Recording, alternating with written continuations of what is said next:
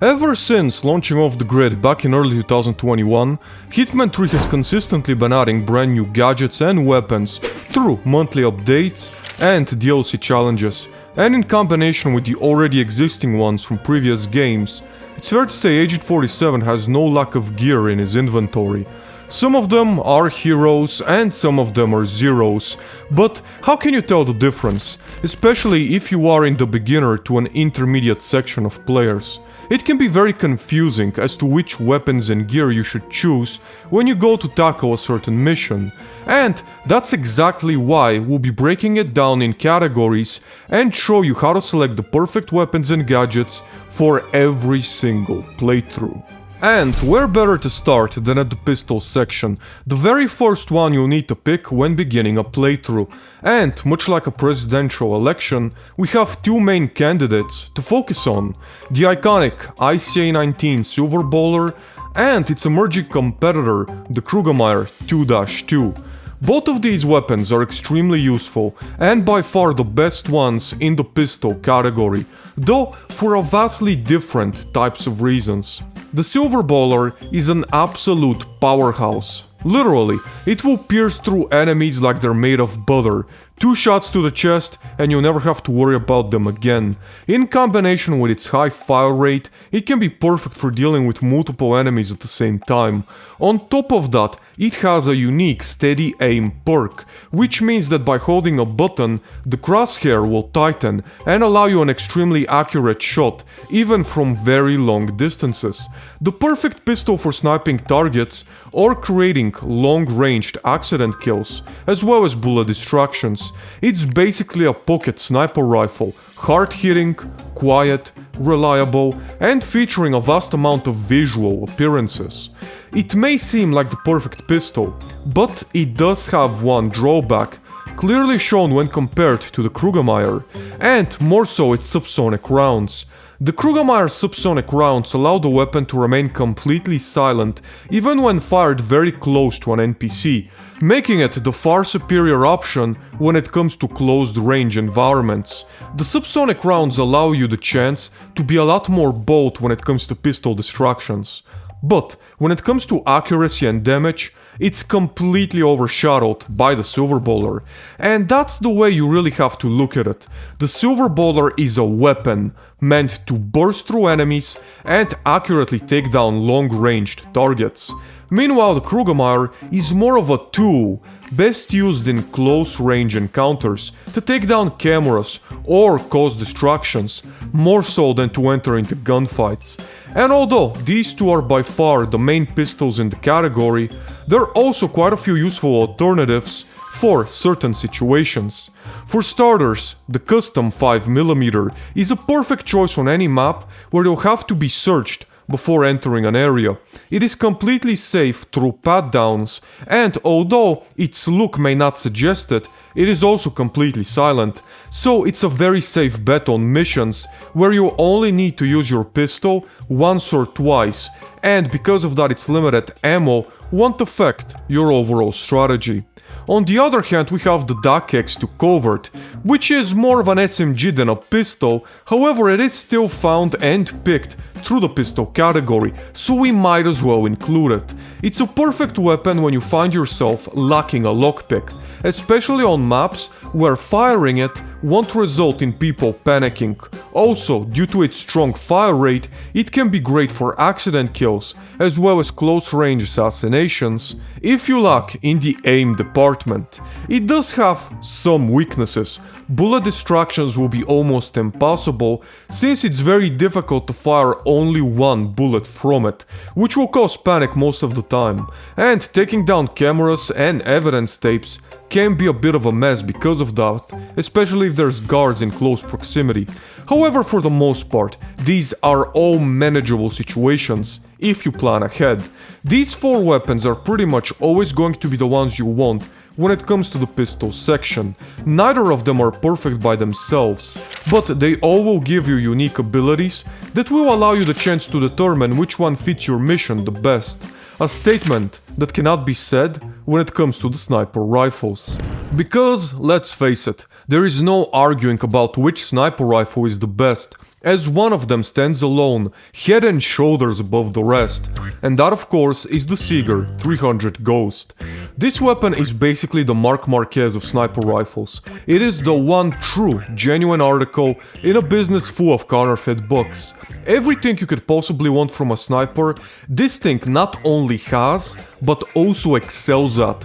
4x zoom, which is the farthest zoom available in the game, a slowdown perk for accurate shots, a silencer with subsonic rounds, allowing it to be shot from very close proximity to enemies and NPCs without you being discovered in the process. Also, it has no animation when it's being taken in and out of a briefcase, giving you the fastest possible speedrun time. It's just the best possible weapon you could ever ask for, which is rare in Hitman. Of course, it's not perfect for every occasion, and there are two options, which could be a useful replacement for those very few but noticeable weaknesses. For starters, the Hako Leviathan Covert. This weapon is almost a duplicate of the Seeger. It possesses many of its strengths, along with an extra perk, and that is being able to fire piercing rounds, which will allow you to shoot multiple targets at once, as the bullet can pass through bodies. Now, that may seem like a big advantage, but it's only ever useful in those very rare situational missions. On single targets, it's actually more of a liability than anything else, as after you've shot down your target, the bullet will travel through them and hit whatever object is behind them. That can easily cause an unwanted bullet distraction, which may lead to an NPC directly going towards your target's body that you just shot down, losing you Silent Assassin and basically ruining your entire plan. That's why the Hako will only be better in those very rare multiple target encounters. And when it comes to its second weakness, that is its very limited ammo capacity. On most missions, it's more than good enough to last you the entire run. But for example in Berlin, where you have a ton of targets, or if you're someone who loves using it to open doors, shoot down cameras, and cause distractions, you may find yourself running out of ammo faster than you'd like. In those cases, the regular Seeger 300 will be your preferred choice. It has a 3x scope rather than the 4x of the Ghost, and it also lacks the subsonic rounds, but it does come with extra ammo, which can be a big lifesaver for you if you're struggling on some multi-targets mission. Overall, the Ghost will be your preferred choice for the vast majority of encounters. However, for those rare occasions where its weaknesses are too big to ignore, you now have two great alternatives to fix them. And with that, it's time to head to the melee section. And here, coming up with a list can be a bit of a struggle, as melee items on their own are very rarely seen as optimal, as they can be easily replaced by items picked up while roaming the environment during the actual missions. Because of that, to make a melee item truly useful, it has to also serve another purpose, and no weapon showcases that ideology better than the ICA crowbar. Not only is it non-lethal, which is usually the preferred option since you'll mostly use it on guards and NPCs in the way, but it can also replace the lockpick, allowing you to open doors and cabinets to retrieve useful items. Overall, it's undoubtedly one of the most useful melee items in the trilogy, but it's not the only one. The wrench has similar properties when it comes to a non-lethal melee. However, instead of opening doors with it, you can create traps and set up accident kills for your targets, something that can also be said about the screwdriver. However, unlike the previous two, this is a lethal melee, and using it in any capacity on an NPC will prove fatal, so you have to be careful. Another two more niche yet useful items are the banana and the almond dagger. The banana is a non-lethal melee that can be planted anywhere on the ground to cause an NPC to slip and fall, causing them to fall unconscious. Though, do be aware that using it on a target will lose you Silent Assassin. And the almond dagger on the other hand is obviously a lethal melee, it's a knife. However, it's not just that. It also carries a little vial inside its handle, which can be used to poison any food or drink your target happens to consume. It's a multi-use tool, which is basically what it needs to be in order to be useful in the melee section. Thankfully, that will not be a requirement when it comes to the distractions. On the very top of the food chain, when it comes to distractions, has to be the coins. They simply stand alone in comparison to everything else. Unlike most throwable items, they're completely invisible when thrown, meaning guards won't be able to pick up the location that they came from. They can also be planted, which allows even the most impossible and rage-inducing targets to be easily lured towards your desired location. You also get 3 of them, so if one happens to be picked up by accident, it won't be your be-all-end-all. With so many positive traits, it's hard to find any item that can fight them for the top spot. Though the gold bar certainly can give it a pretty good try. It mimics the coins when it comes to being able to lure targets by being planted on the ground, and it's also invisible in the air when thrown. However, you only get 1 of it, so if it's picked up or lost by accident, you're a bit stuffed. On the other hand, unlike the coins, it can also be used as a non-lethal melee, both in close encounters as well as from range. Though rarely given the spotlight due to being an unlock for a DLC map, if you happen to have access to it, it may be a worthy unlock. On the other hand, one step below, we have the micro audio distraction and the flash phone. Both of these items work in a very similar way, though they're also quite different. The phone, when planted, will lure NPCs to come and pick it up. When activated, it will begin ringing, which will cause the closest NPC to go and pick it up. On the other hand, the audio distraction is completely invisible and will not be spotted from NPCs, only luring them to its position after being activated. Depending on your target and the map you're playing on will determine which one you may want to choose. If you have many NPCs who come across, you want to avoid the phone, as it can easily be picked up by the wrong NPC who just happens to notice it. On the other hand, the phone will give you some extra time when picked up, which may make the accident kill you're preparing easier to pull off. Both of these items are only ever useful when it comes to long-range strategy, as the coins are vastly superior in close proximity. An honorable mention you may want to consider as well is the Napoleon Blown Apart. Besides the really fun name, it also produces a sound every time it is dropped, which will instantly cause NPCs to investigate the exact coordinates of the sound. It's technically an explosive, more so than a distraction, but since it fits the role perfectly, it does deserve at least a shout out. And with that, it's time to focus our attention to one of the most popular sections in Hitman 3. Of course, I'm talking about the one and only Tools area. When it comes to tools, it is rather straightforward. We have only 2 main contenders who pretty much do the same job. The lockpick, which will allow you to open any door or cabinet you may find locked around the map, and the electronic key hacker, which will unlock any electronic locks, be it doors, emergency escapes, or secret pathways. Despite not sounding like a big deal, they are by far the 2 most used unlocks, right after the coin. They can make a huge difference on most maps, as they can unlock areas of the map which are vital for its traversal and can make a massive difference when putting together a strategy. Another tool which can be of massive benefit is the EMP. When placed on the ground, the closest NPC to it will pick it up, just like with a coin or a phone.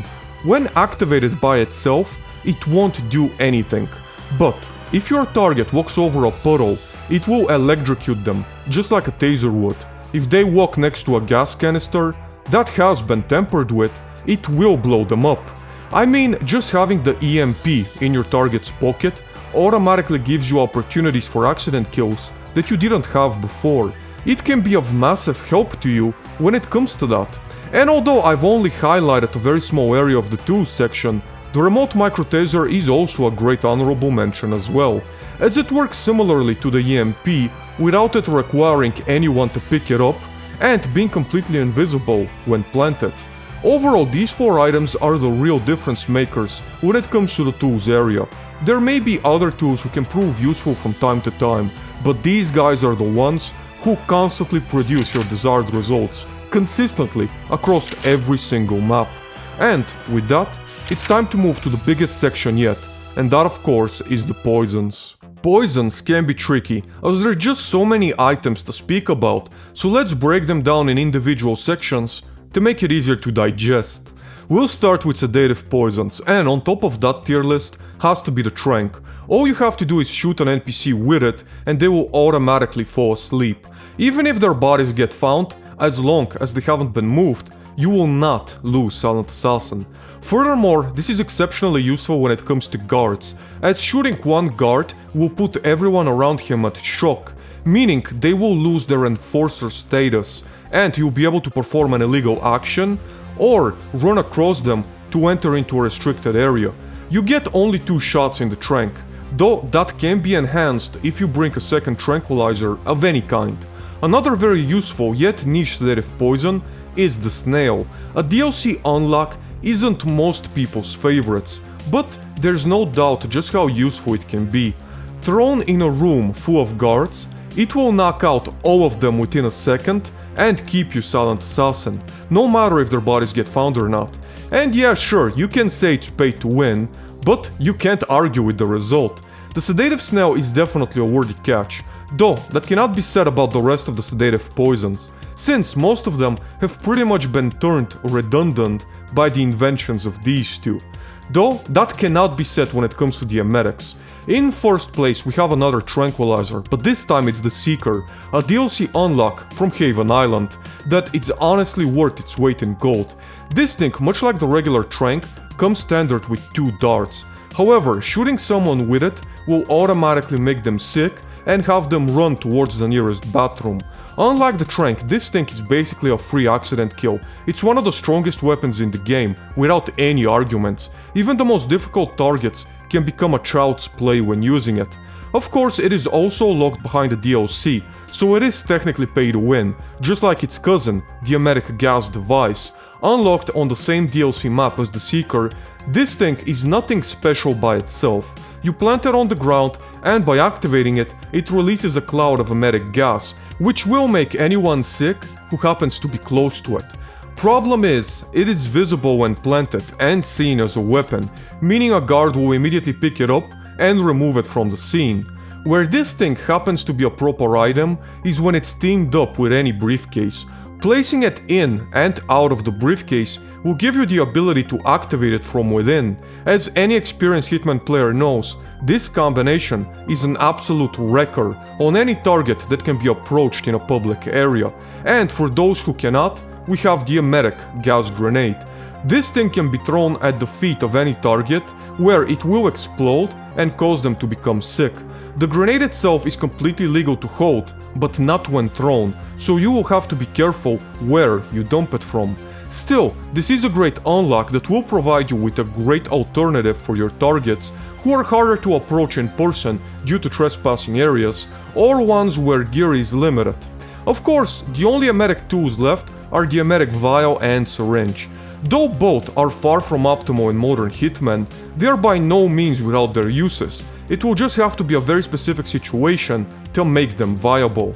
On the other hand, we have lethal poisons, which is kinda simple. A vial and a syringe are pretty much your only options. Both of them are extremely useful, since unlike the other poisons, they have no tranquilizer or grenade alternatives. This lethal syringe is great for targets, where hiding bodies can be especially difficult due to a lack of containers or NPC presence, while the lethal vial is excellent for setting up kills that will happen by themselves without you needing to be anywhere near them. And with that, you may think the poison section is done and finished, and you'd be mostly correct, but not entirely, since there is one item left. The Serpent's Stunk, unlocked through the Lust DLC escalation. This thing uses poison that will blind NPCs for a short period of time. Now this works very similarly to a trank, as it will panic NPCs and allow you to run across trespassing areas. A perfect tool for any contract or escalation where you're not allowed to knock out targets or for any bodies to be found. With this thing, you can revolutionize certain strategies, especially since this item being a DLC unlocks makes it a rather unpopular and underutilized choice. But for certain maps and contracts, it can certainly make your life far easier. So, with the poisons now fully explained, it's time for us to move on to the last category. And what can I say? It is quite explosive. When it comes to explosives, I think it's quite fair to say they can be a bit niche. I mean, let's face it, this is a stealth game after all, where the whole idea is to remain silent and completely undetected. Blowing shit up doesn't quite fit that narrative. Though that doesn't mean there aren't useful items within it. One of the absolute best has to be the breaching charge. Originally, it was designed as a traversal tool in Sapienza. By planting it on weak walls, you could blow them up and enter into hostile areas. However, because the explosion is almost completely silent, that allows the breaching charge to have some alternative uses. For starters, it can be planted inside restrooms or small areas where a poisoned target could enter and be killed from distance after the charge is activated. The target of course will need to be poisoned, as otherwise he will call one of his guards to pick it up, as by itself it is seen as a weapon and it will be noticed by guards. Something you won't need to worry about when it comes to the micro remote explosive. It is completely legal to hold and plant, being able to be detonated from distance with just a single touch. The explosion will lose you Silent Assassin by itself if it is the one responsible for killing somebody. However, you can use it to explode other props who will then cause the kill and therefore keep your Silent Assassin intact. Cars and vehicles in general are very good for that. The rubber ducky is a worthy mention, though a little bit more tricky since it can be seen and picked up by any NPCs that happen to see it. The explosive golf/baseball can be useful, but only on very specific targets who can be wallbanged through the environment. However, one more niche, yet very useful unlock can be the little flashy robot from the Undying elusive target. You can place it in front of an entry point, and when activated, it will blind guards and allow you to just walk right in. It can also be used in certain sniper runs, where there's guards in a very small area and you just need a few seconds of clear air to take the shot and get rid of your target. Overall, the explosive section may not seem like the most useful area. However, you will be surprised at just how many of what you thought were impossible runs can turn into a reality if you use this area in the right ways. And with that, we've come to the end of the video. By doing these breakdowns, you will not only know which items to pick, but also the reason as to why. It can brighten up your horizon and allow you to be more creative with your runs, as now many strategies that you didn't feel comfortable with before can be reattempted with some of these gadgets in mind. And with that, I think we can call it a day. It's fair to say this was a very hard and long ordeal, that's what she said, but I feel it was worth it, as now I can free up a little bit from Hitman and go into Mafia the Old Country with a fresh mind. I honestly feel that if you are a Hitman fan, you owe it to yourself to try this game. The stealth is literally ripped straight from Hitman, and with the combination of gorgeous graphics, unique story, and lowered price, it is an offer you can't refuse. So, until we meet again on the streets of Sicily, this has been WildGold, and thank you all so very much for watching.